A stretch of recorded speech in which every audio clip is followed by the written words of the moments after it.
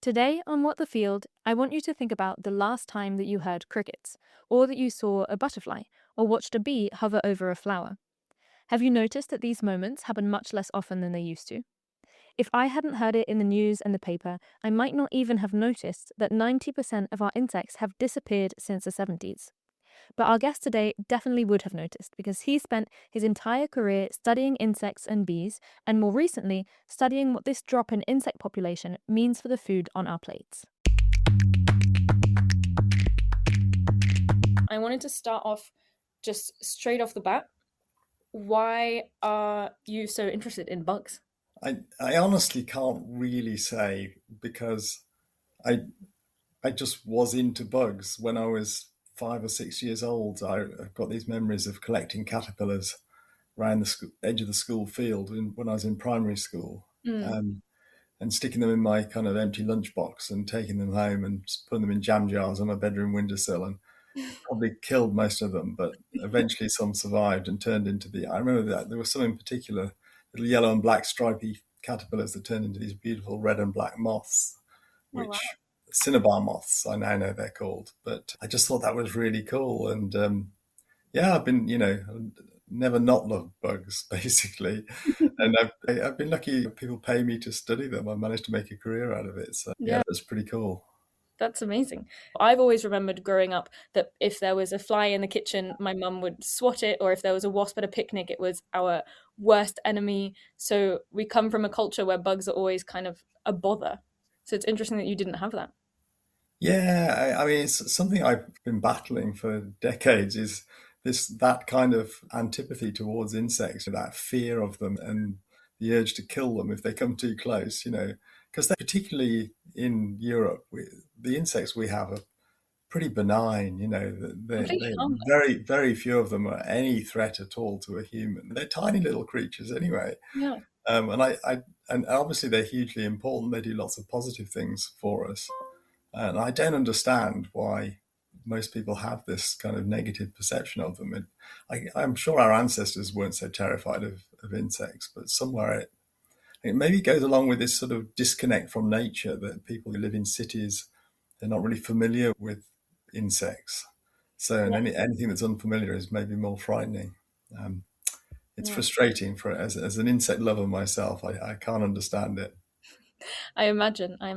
And I'm always been like, I've always been curious about where that comes from because I think it's, in my case at least, education from the beginning because it's just what I had seen. But I don't know historically, yeah, like what our ancestors had against insects or if they had anything against insects. But you're right, they're just tiny little creatures that are so useful in the end that it's weird that we don't have more of a compassion. Yeah, absolutely. My mission in life is to try and somehow turn Yeah. that around, and but I've got a long way to go. Well, little by little, I think we're definitely getting there. Yeah, some insects have become more appreciated. Bees and some of the pretty ones like butterflies are an easy sell, but That's- many insects, flies, wasps, and so on, cockroaches, earwigs, yeah, which are much harder to persuade people to like. they're a bit less popular. But yeah, and getting into the numbers as well, because you're a big expert on this. What we've been seeing lately is a huge decline, right, in most insect populations. So we know more or less why that's happening, but maybe you can just give us a brief like overview of what's been going on in this biodiversity crisis that we're in. Yeah, sadly, all the evidence we have suggests that insects have undergone a pretty massive decline, um, and that's still ongoing. It's quite hard to put sort of accurate figures to it because the data we have are really patchy, and we don't have a kind of global insect monitoring network or whatever, which would be ideal to tell us exactly how much they've declined and when.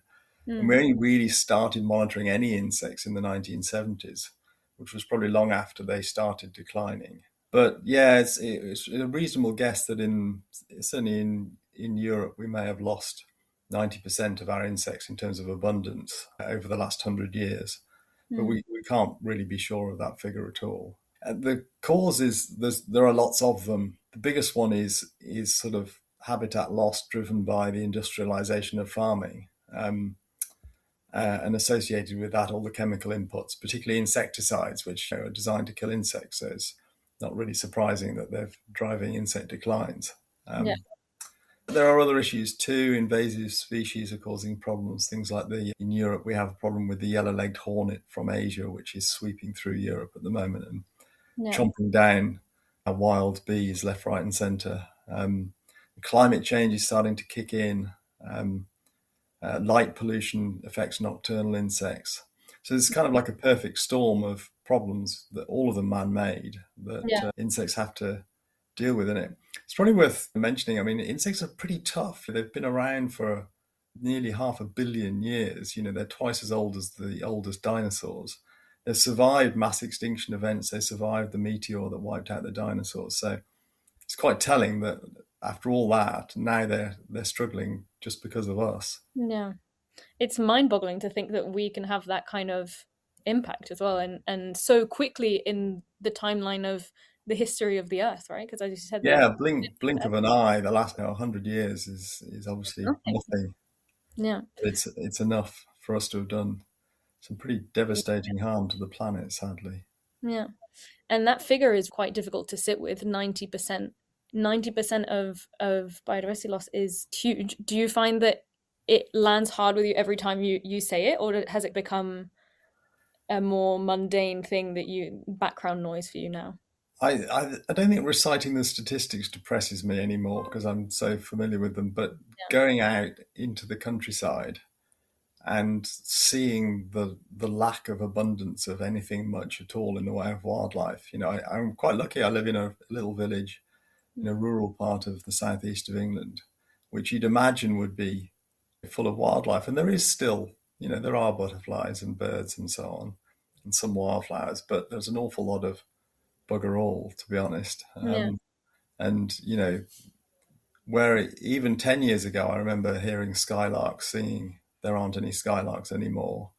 Cuckoos I used to hear occasionally in the spring. I don't hear those anymore. Those are two birds that feed at least partly on insects. So one of the many knock-on effects of declining insect populations is that things that rely on them for food are obviously also declining. Yeah. It's a bit disheartening at times. That was also going to be one of my questions, because for somebody who's grown up in the city, I'm almost embarrassed to say that if I didn't work in this space and I hadn't heard so much about this mass extinction that we're in, I'm not 100% sure that I would have noticed it by myself. So also, how do we get to people? How do we explain to people that although this may seem, between brackets, insignificant in your everyday life, especially if you're more of an urban person, what are the actual impacts of this? Yeah, I think because we've become an urban creature, it's really easy for people to be completely disconnected from nature and not realize actually we are still part of nature, that we all depend upon food, which has to be grown in a healthy ecosystem. It needs soil, it needs pollinators, it needs insects to recycle. So, I mean, I spend a lot of time explaining to people why insects matter. Mm. And there's a whole bunch of things that they do that we can't do without. Lots of creatures eat them, creatures that are perhaps more valued, but most people like birds. Mm. And yeah, if we lose insects, then most of our bird species, plus bats, fish that we might like to eat, salmon and trout, for example, eat insects primarily. Lots of amphibians, reptiles, they all depend on insects for food. But then insects on top of that, they perform a whole bunch of what scientists call ecosystem services, things like controlling crop pests, ladybirds, hoverflies, lacewings, and so on, and recycling dung and dead bodies, dead trees, leaves, and so on, which releases the nutrients back for new crops to grow. Mm. They help to keep the soil healthy, and they pollinate, which is Yeah. as someone The who biggest. works on bees, the one that's the one thing that people know about. To be fair, the rest of it is pretty unglamorous stuff, and most people are utterly oblivious that insects do it. Yeah. But pollination has seeped into the consciousness, and I think people now realise they've got this. They don't know any of the details, but they know that bees are important because they pollinate, and without them, we wouldn't have as much fruit and veg, and that is broadly true. Three quarters of the crops we grow in the world wouldn't give a full harvest without being visited by some kind of insect. Often not a bee, actually. It might be a butterfly, a moth, a hoverfly, a wasp, a beetle. There's loads of insects, thousands of species of insect that pollinate. Oh, But between really? them, they ensure that, we get good harvests. So we have a really direct, selfish reason to look after insects. Yeah, definitely. I don't know why in my mind I did think that bees did the bulk of the work in terms of pollination. I didn't realize that there were a lot more. It really depends on the crop because different plant species have evolved to be pollinated by different types of insects. Some are very generalist and are pollinated by lots of different species from all sorts of groups of insects. Some are very specialist and are only pollinated by an insect that has the right fit for the flower. Hmm. So a nice example is cacao that gives us chocolate, Hmm. which is pollinated by tiny little midges, tiny flies. And they're the only things that can pollinate it. The flower entrance is a very small hole. Bees Oh, can't get in. So there's a crop where bees are of no relevance at all, but it's these little flies that do the job. that's Um, interesting. So no midgets, no chocolate. I think that's a good marketing campaign for. yeah, absolutely. Um, yeah, it's a very good reason to appreciate the midge. Yeah, definitely. Amazing. And so that's also the way that insects relate to food is one of the topics in your latest book, right? Eat the Planet Well. So your previous books, because you've already written quite a few. Oh yeah, you've got it there. Yeah, just waving it at you in case you wanted to Yeah. read Oh, it. sorry. Amazing. Is a bit more around the food system and insects' role in the food system. And what made you want to go in that direction? I also want to say very quickly before we start that it is a crazy coincidence that your book is being released today, the exact day of the recording of this podcast, May 14th. So nice to be able to talk about it with you on such a special day. Yeah, it's good, nice coincidence. Yeah, so it's about sustainable eating. It's about the different kind of environmental footprints associated with different foods that we buy and consume. And it's a sort of guide to how to minimize that, but also bearing in mind that different foods vary enormously in how nutritious they are, and we all need a healthy diet, and it needs to be affordable. We can't all afford, especially these days, to buy organic asparagus or whatever for every meal. Yeah. And that's quite difficult to factor in all of those different things. And going shopping is something of a minefield these days. There's a lot of misinformation out there as well, or claims that things are healthy when they're not healthy, and that they're environmentally friendly when they're probably not, and so on. So it's a guide to try and help people through that. And it might seem like a bit of a strange departure for a guy who's spent years promoting insects, but it basically has become pretty clear to me that our fate and that of the insects are intertwined. A lot of the things driving insect declines are also affecting us. Things like pesticides, they affect bees, but they're also in our food. And there's clear evidence that exposure to pesticides is harmful to humans. And in fact, I mean, I broadly think the industrialization of agriculture is not sustainable. It's doing awful damage to the planet. It's the biggest driver of biodiversity loss. It's One recent estimate suggests that 40% of the world's soils are now badly degraded, Hmm. and it's food growing and processing and transport is a massive contributor to climate change. Yeah. So we can't really carry on with the system we have. It's the planet can't cope, especially with a growing human population, which will probably mean we do more of it in the future. So we Yeah. need to basically, sit back and think, okay, how do we change? How do we come up with a better system that actually feeds the 8 billion of us, soon to be probably 10 or more billion of us, a healthy diet without destroying the planet? And if we can answer that, then we can save the bees and everything else. So it's Absolutely. all intertwined, basically. Yeah. And that is the big challenge of our time, I think. And it's interesting because different times have different challenges. And this result of an industrialized agricultural industry comes from a challenge of a different time, which was just, a post war society that needed to feed as many mouths as quickly as possible. I always say that the Green Revolution, when it happened, was an incredible solution to the challenges that society was facing at the time, but we're no longer facing those challenges today, and we need to really move away from that and start thinking about new challenges in a different paradigm as well, because now we've had enough time to realize the impact that it's had and see that it's not something that we can sustain for much longer. Yeah, I completely agree. It's easy to see why we adopted all these practices. There was a time when people were hungry, where their diets were really limited, and in the UK, food was rationed. I think it was in much of Europe. And so producing more food obviously seemed like a really good idea. But the way we've done it is we've done too much. I mean, actually, the irony is that it's been so successful that we now massively overproduce crops, and we've become incredibly wasteful with the food that we grow in the world. Roughly a third of it goes to waste.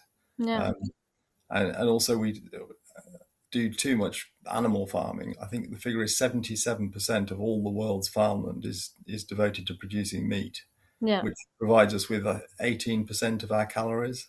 It just makes no sense. The logics are not there.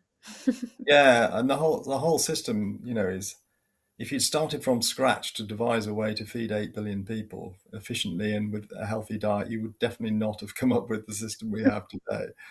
Absolutely.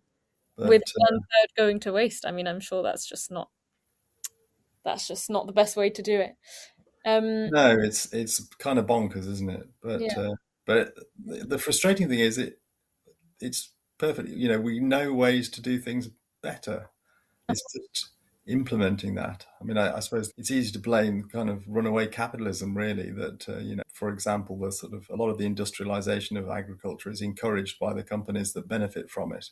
Absolutely. Companies that manufacture the fertilizers and the pesticides and the GM crops and want to tie farmers into a high input, high output system. Yeah. Makes some people very rich, but it's destroying the planet, sadly. It's through those kind of mechanisms that you understand where the priorities lie, because that system is built perfectly so that the most efficient outcome is as much money as possible for those who are running it.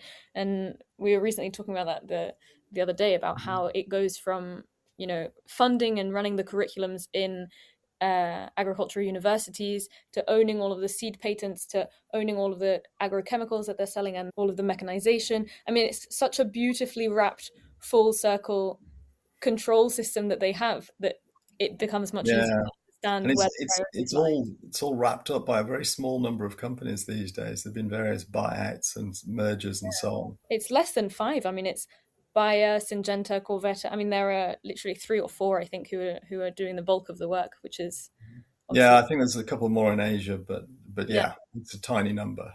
Well, I Um, think Syngenta is now Chinese state owned as well, yes, it is actually. I'd forgotten that, but yes, you're right. which is a whole other debate for another day.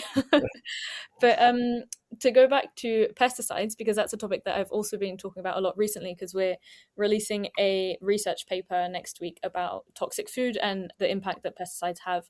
And we were looking at some studies, and there was a study done in Spain, a urine sample test, and 100% of the samples had traces of pesticides in them, Yeah. regardless of the diet, regardless of like any factor. It was just a 100% clean yes, which I thought was completely mind-boggling. And most of those samples, it wasn't just one pesticide either. Many people are walking around with dozens of pesticides in their Yeah, bloodstream, in their urine. the Which, famous cocktail effect.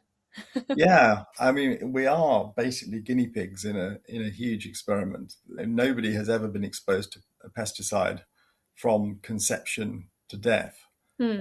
until the generation that was born in 1940 or whatever. Yeah, Um, and we're all continually exposed to an ever-changing cocktail for decades at a time. You can't assess the health effects of that in the kind of studies that are done to test whether pesticides are safe before they're released. They're all done in short-term toxicity studies, usually a few days of exposure, which tells you nothing about a lifetime of exposure. So yeah, but there's growing evidence for links between particular pesticides and all sorts of ill health, particularly, of course, in farmers who are more exposed than than most. I mean, things like Parkinson's is now regarded essentially an occupational disease of farmers. We know that paraquat and chlorpyrifos, two in particular, have been very strongly linked to Parkinson's and other neurological problems as well. It's not So, exactly surprising. I almost feel like we don't need the scientific research behind it, because any more or less logical brain can come to the conclusion that products made to kill insects and, you know, I mean, it's not very surprising that the impacts on our health are not ideal. no, not at all. I mean, I was actually one of the authors of a giant review paper recently. It was led by Chinese authors, where they looked at basically every trial that's ever been published on the impacts of any pesticide on any kind of organism. One of the really interesting things that emerged is that it's really clear that each class of insecticide doesn't just affect the things it's supposed to affect. So insecticides are obviously going to be toxic to insects. That doesn't surprise anyone. Mm. But they're also toxic to vertebrates and to plants and to soil microbes. And likewise, herbicides, which you think wouldn't be particularly harmful to insects, but actually it turns out they are. Yeah. They're poison. They're biocides. We shouldn't be at all surprised.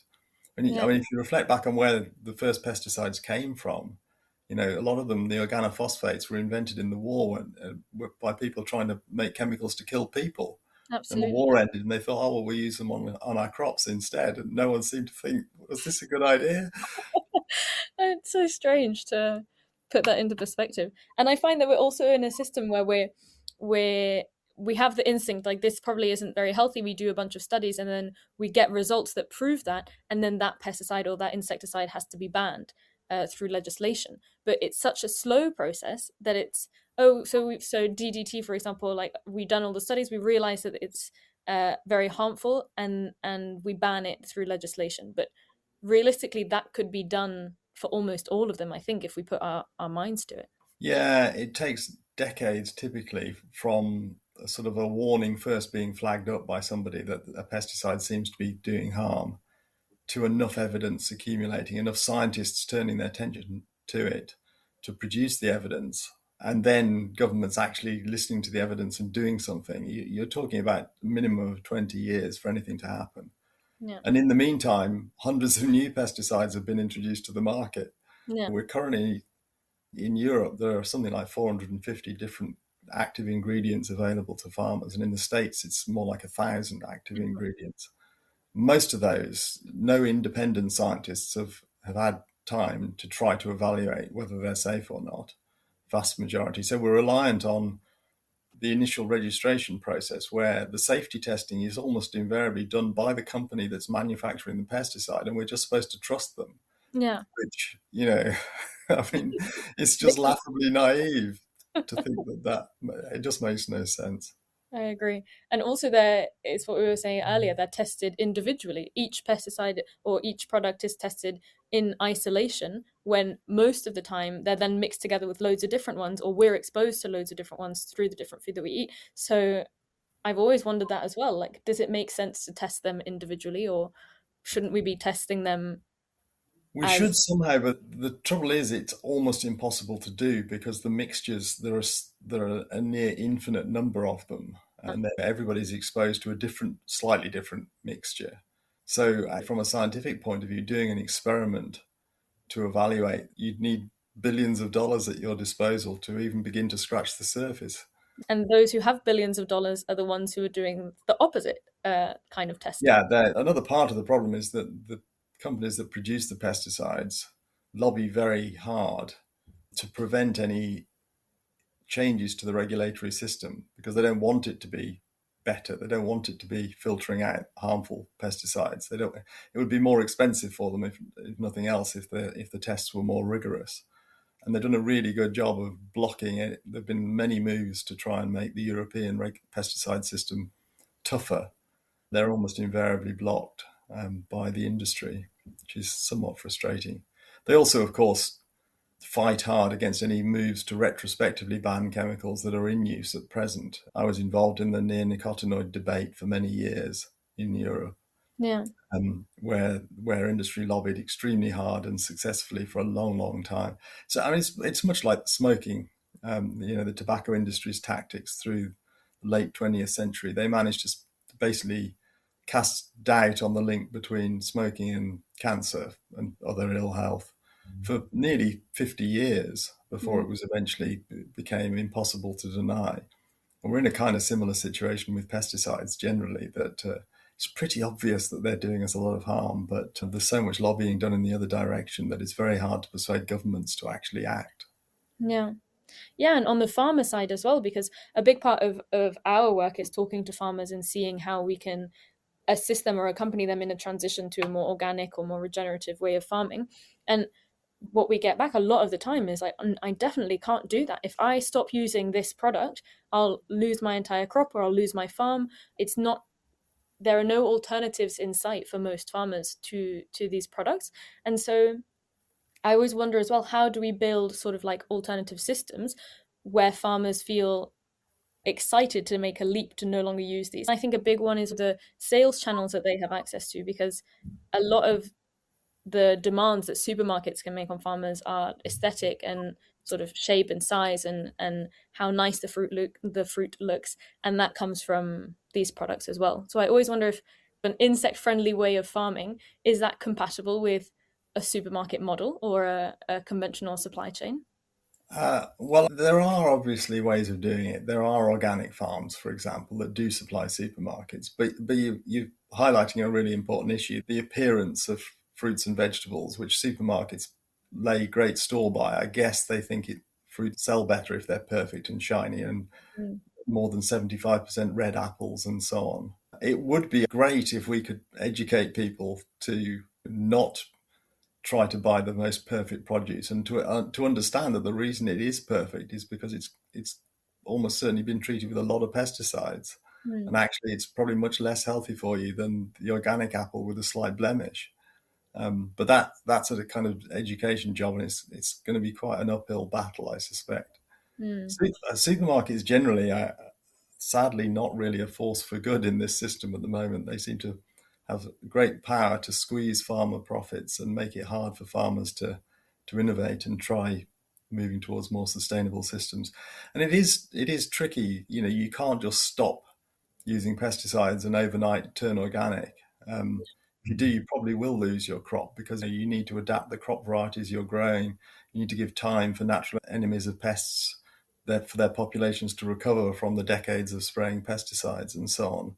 So it's not simple, but there are successful organic farmers out there, and taking other farmers and showing them around a working, profitable organic farm is a pretty successful way of persuading them to try it themselves. If they can see it working somewhere and talk to a farmer who's done it, they're much more likely to believe them than they are an academic like me. No farmer would ever listen directly to what I have to say. Probably quite right, to be fair. Well, they've got so many people telling them different things, and they have sales rep and agronomists coming to knock on their door every 2 days. So I find Yeah, it, a yeah. lot. I mean, agronomists are supposed to be there to give farmers advice about how to grow their crops. Obviously, that's what the job is. But certainly in the UK, the large majority of them either work on commission or are directly employed by pesticide companies. Yeah. And so then they're clearly not impartial. And they're also prone to recommending the safe option is to say spray. If there's any doubt, does this crop need spraying or not? If they say spray and the crop still fails, the farmer's unlikely to blame them, because at least they've Mm. tried. If they say you Yeah. don't need to do anything and the crop fails, then they're going to, I should have hit sprayed. it in the neck. Yeah. Yeah. So they're sort of conditioned to recommend spraying, regardless of whether it's strictly necessary or not. The system is that's a critical part of an improved farming system would be having independent agronomists who farmers could trust to give them the best advice, not advice that's been supplied by Bayer or Syngenta. Mm. Yeah. Yeah, that's so interesting, because we have a big team of agronomists here, and some of them have different backgrounds. Some of them have come from a more traditional career, and others have always been organic agronomists specifically, or specialized in regenerative systems. But yeah, they always talk about the conversations that they have with our farmers and the struggles that can come from those, the mindset shift that we still need to make happen for a lot of farmers. Um, but I also wanted to talk about, on a slight tangent now, your one of your specialties is bees, right? Mm-hmm. And I just learnt the other day, which is probably embarrassing, and I shouldn't say this on a podcast recording, but I just learnt the other day that there are 2,000 or more bee species, and that most of them, so there's actually just one species of bees that makes honey, and then all the other ones don't, and they're more pollinators or wild bee species that have. Okay, so sorry to pick you up here, No, but do. uh, so you've missed a digit. There are 21,000 species of bee Okay. known in the world. Um, Oh, so but yeah, Europe, which or is the figure for Europe, I don't know. I must it admit, I but can tell you, 21,000 in in the the world? UK we have 270 species of bee. Europe would have, I would guess, in the region of maybe 1,000 or more, but I'm plucking numbers out the air. I don't know. Okay.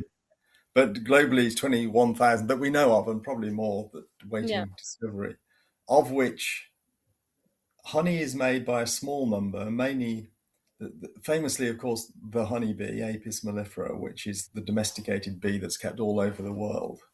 It does have relatives, things like the giant honeybee that lives in the Himalayas, which also makes honey. There are about a dozen honeybee species around the world that make honey, but only one that's really domesticated on a huge scale. There are a few other things like stingless bees that live in the tropics, which make honey, and some of them are farmed on a small scale, but more the honey is used for medicinal purposes and sort of tribal remedies and so on, rather than bulk, slather on your toast. So basically, honey really does come from one species of bee. The large majority of bees don't make any honey at all because they're solitary. Hmm. They live on their own. They don't live in these big hives with the queen and thousands of workers. There's just a female bee that makes a nest on her own, and male bees that fly around trying to mate, and more, which of course is more or less what most insects do. So yeah, there's a world of bee diversity out there that most people are completely oblivious to. If you stop and go into a garden where there's some flowers and just spend 5 minutes at this time of year when the sun's shining, it quickly becomes obvious that there are loads of different types of bee. In my garden, at the moment, you could probably find 8 different species of bumblebee flying around, and they're obviously different because some are black with a red bottom, and some have got yellow stripes and white bottoms, and some are brown, and so it's fairly obvious that there's more than one species of bee, and yet most people have never noticed. And they do. They think there's one bee, lives in a hive, makes honey. But the weird thing is, if you ask them to draw they'll draw something that's fat with yellow and black stripes, which honeybees aren't fat and they don't have yellow and black stripes. So there's quite a lot of confusion out there. I mean, that's basically the cartoon bee is a bumblebee. Yeah. People imagine it lives in a hive. They do live in nests, social nests, but they're much smaller than honeybees. Yeah. Anyway, yeah, bees are cool. Bees are definitely very cool. And so all of these kind of bees that are solitary, they're the kind of bees that benefit from things like insect hotels, right? Because I have a debate around insect hotels where I've been trying to figure out for a long time whether they're useful or whether they're not useful, because I see them on farms and I'm told they do more harm than good sometimes. So I need an expert academic on bees to tell me once and for all whether insect hotels are useful or not. They can be, definitely, yes. I mean, they're certainly wonderful as an engagement tool for a start. I've got about 15 or more bee hotels nailed to my house, and they've become very popular. You can buy them in garden centres. They're really easy to make. If you've just got a block of wood, you can drill some holes in it, essentially. Mm. And they do work. They get occupied by bees. Not always. You can be unlucky, but particularly in urban areas, they're pretty popular. Most of mine are occupied, and I get maybe 6 or 7 different species of bees. Some of those bees are really good pollinators. A week or two ago, there were loads of red mason bees in my hotels, so they pollinate my apple trees pretty efficiently. They're about 100 times more efficient than honeybees at pollinating apples. So they're supporting bees that are useful. There are downsides. They can become hotspots of parasites and diseases. So some people recommend cleaning them out or putting up new ones periodically. I take a slightly more relaxed attitude, and because I'm not a farmer, I'm not trying to maximize my bee population. I'm quite happy for there to be parasites and so on because they're part of biodiversity. And I love sitting with a coffee watching my bee hotels in the morning, and that they are a really good way to connect, to get people to pay attention. If you give them a bee hotel as a present, and with a bit of luck, they might get drawn in to watching these little bees coming and going. I mean, bear in mind that these bees naturally nest in holes. Probably many of them would use holes made by beetles burrowing in dead tree trunks. But there aren't many, the modern world doesn't have dead trees slowly decaying with beetles burrowing in them because they're tidied away and burned. So these bees probably struggle to find places to nest unless we provide them with a home. So I think they're generally positive. And yeah, so going also back a little bit to your book and to what individuals can do to feel a bit more hopeful and to feel like they're actively participating in a restoration of sorts, do you have any general tips that you usually give people on things that they can do to increase biodiversity or protect insects around the world? The good news is that insects populations can recover really quickly. You know, they're not like pandas or rhinos that breed really slowly. Give them the right conditions, and their populations can shoot up in a small number of weeks or months. And there are lots of insects that live all around us, that live in urban areas, that live in gardens and parks and so on. Surprising diversity. There's this really cool study from, there was a lady called Jenny Owen who lived in Leicester, which is not a town famed for its biodiversity, and she had quite a small garden, about a 16th of a hectare, so not massive at all. Mm. But she spent 35 years cataloguing all the species that she could find in her garden of anything, plants, birds, insects, spiders, whatever. And her species list after 35 years, top marks for endurance, uh, was 2,673 different species living in a little urban garden, Wow, 1,997 of which were different types of insect. that's But amazing. so yeah, and that's in northern England. I mean, someone living in Spain or southern France or whatever, there's many more species.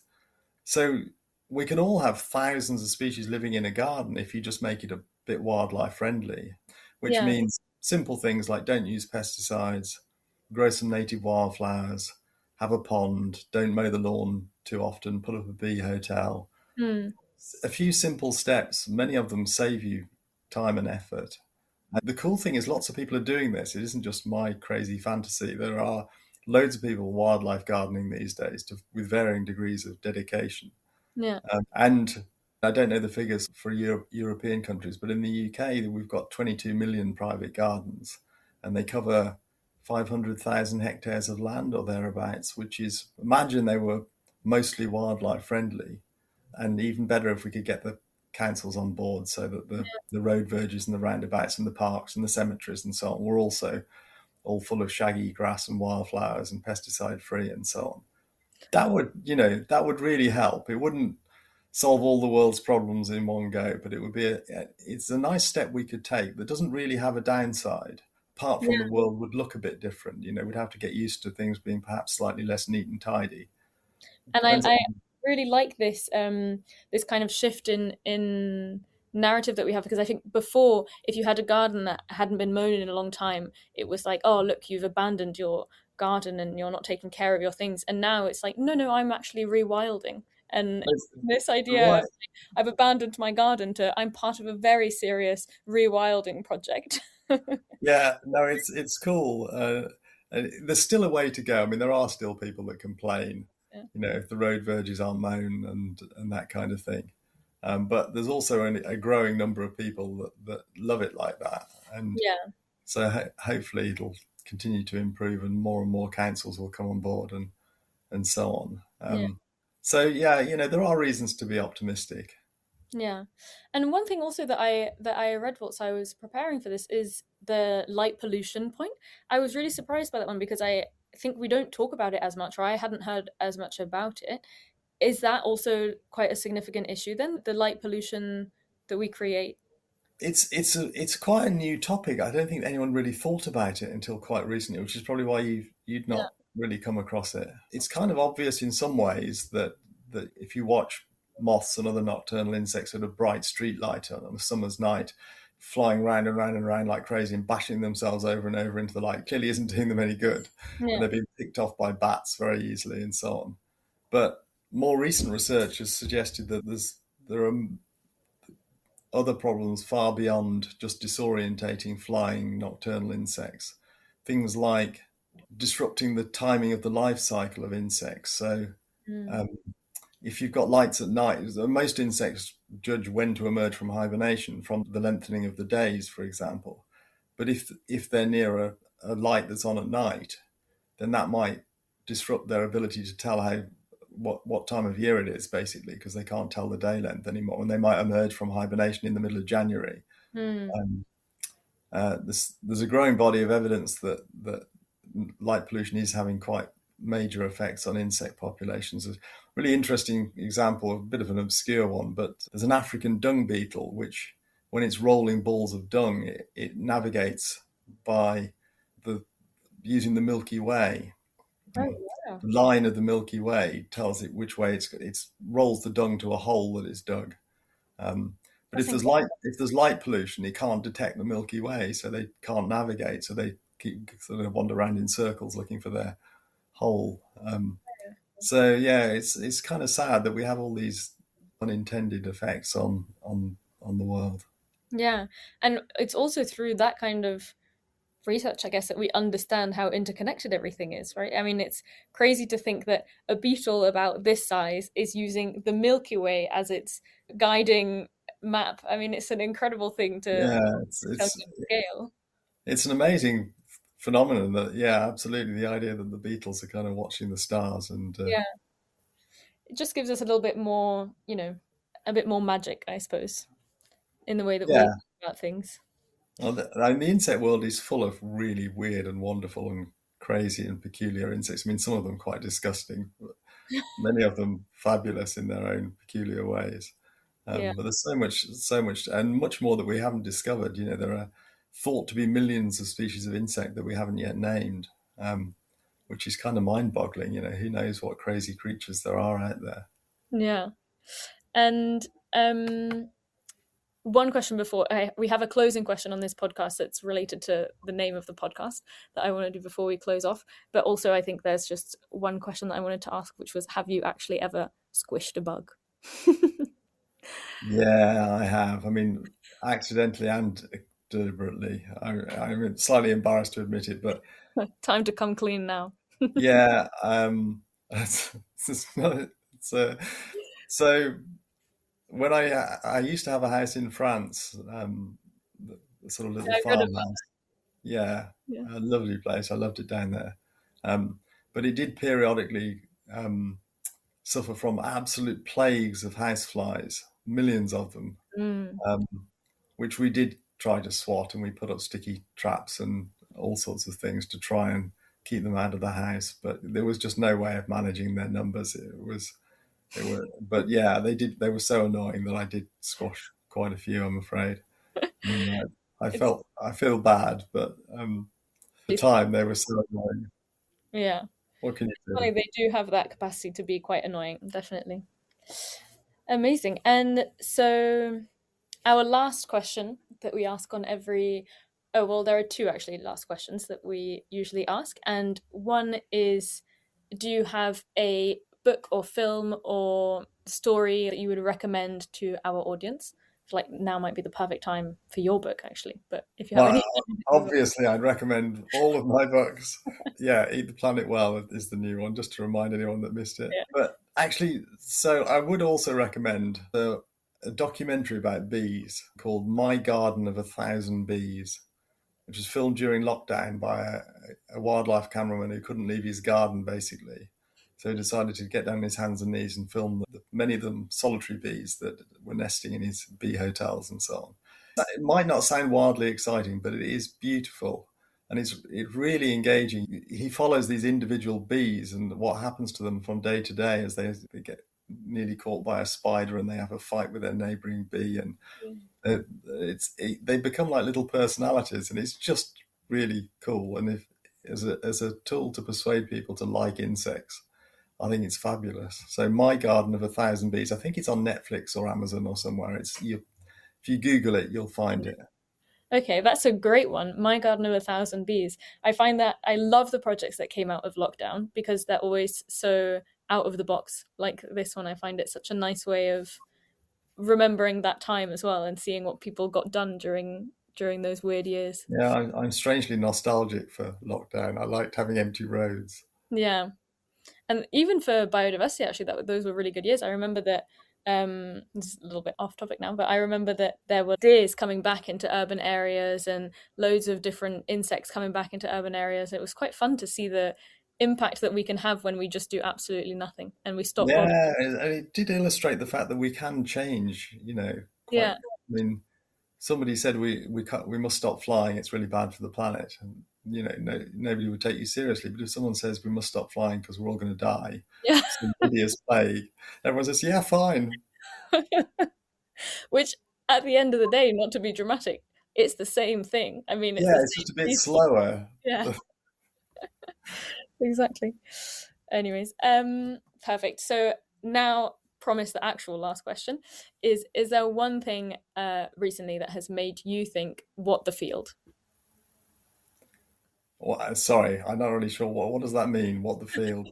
What the field is just a polite way of saying what the fuck. So it's Uh, just like if there's anything that you've come across recently, like data or a number, or not necessarily recently, actually, just something that for you has always been one of those things that you're just like, I can't believe this is happening, and I can't believe this works like this, positive or negative, depending on your yeah, mood of the the day. first thing there are so many things to choose from. It's hard to know where to start. And the first thing that sprang to mind is a depressing one, I'm afraid. But I read a paper, and it's not brand new, but they'd taken cores of the glaciers from Svalbard, north of Norway, Mm, and screened them for pesticides. I mean, somewhere you'd think would be the purest place on the planet. I And saw that. actually, there are layers of pesticides in the snow, basically corresponding to different periods of use in further south in the world. And they've been drifting in the atmosphere, and then they're being deposited as snow in the poles. I Yeah. just couldn't quite believe that our impact on the planet had extended even to these places where nobody ever goes. They're still being poisoned by pesticides. How depressing is that? Yeah. Awful. That is a bit. I saw that because I recently wrote an article about how pesticides work within our waterways and how they evaporate from the farm into our clouds and then rain cycles and all this type of thing. And Yeah, no, it's really quite scary. We've contaminated everywhere. There's another one on bedroom dust in the Netherlands. I don't know if you came across that, but they basically screened dust bunnies from corners of bedrooms. A bizarre thing to do, and tested them for pesticides. I'm not sure what inspired it. yeah, that's strange. Um, but if I remember correctly, the average bedroom had 43 different pesticides in the dust lying on the floor. Um, That is mad. I think that was in the Netherlands. But again, it's just like, what are we doing? That is Terrifying. crazy. Yeah. Amazing. Well, I think we can wrap it up here. Thank you so much for taking the time. It's been an absolute pleasure. It's been fun.